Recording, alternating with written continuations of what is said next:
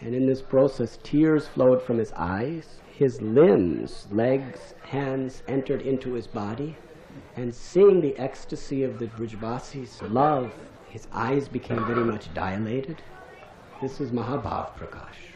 And Subhadra, seeing the same scene, she became the same way. So Subhadra, being stunned, unable to speak, unable to move, there was no hope of her going to tell Yashoda that Krishna was coming. So there was no news. Meanwhile, Srimati Radha Rani was in the sacred grove of Nidhuban. There, the pangs of her ecstasies in separation were reaching their ultimate limits. Crying out Krishna's name, she fell to the ground, unconscious. Her head was laying in the hands of Lalita Sakhi. It appeared that there was no life in her body. From time to time, they were putting cotton swabs under her nose just to make sure she was still alive. The Sakhis, the Gopis, they were beside themselves in great anxiety. They didn't know what to do. All they could do is in very sweet and loving voices chant the holy names of Krishna.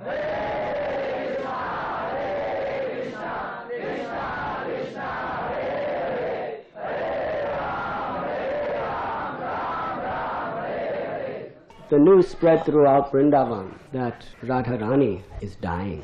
So her apparent husband, Abhimanyu, he appeared on the scene.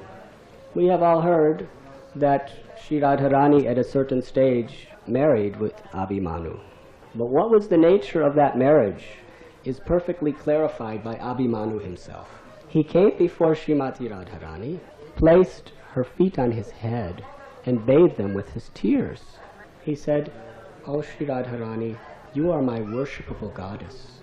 I have never ever touched you before, but today I have achieved the fulfillment of all my life's desires because I have taken the dust of your feet upon my head." People think that I am your husband, but actually Krishna is your husband. Krishna, in order to fulfill his own desire for parakiya ras, for the sweet love in its highest form, he arranged for Purnamasi to order Brinda Devi to have us married.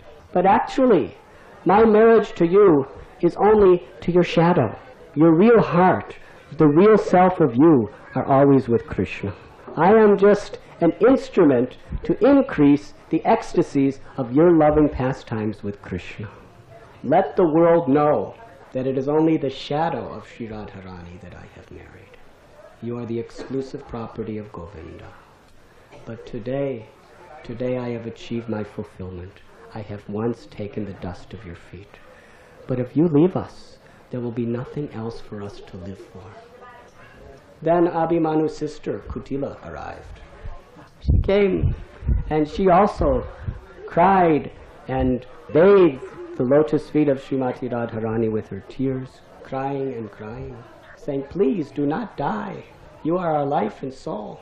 Because you are my sister-in-law, and because you have so many times been going out to be with Krishna, I used to condemn you as being unchaste. And in order to prove that, I was always broadcasting that I am the most and only real chaste woman in all of Brajbhumi." But Krishna wanted to crush that pride of mine. One time Krishna had a fever, and everyone was very worried that he would leave everything. There was no medicine that pacified him. But Krishna said, there is only one medicine that will cure this fever and give me life. A chaste woman who is perfect in her chastity has to bring me that medicine. Let that woman who is perfectly chaste take a clay pot with 100 holes in the bottom of it and go to the river Jamuna, fill it up to the top, and bring it to me without one drop falling out. That alone will cure me.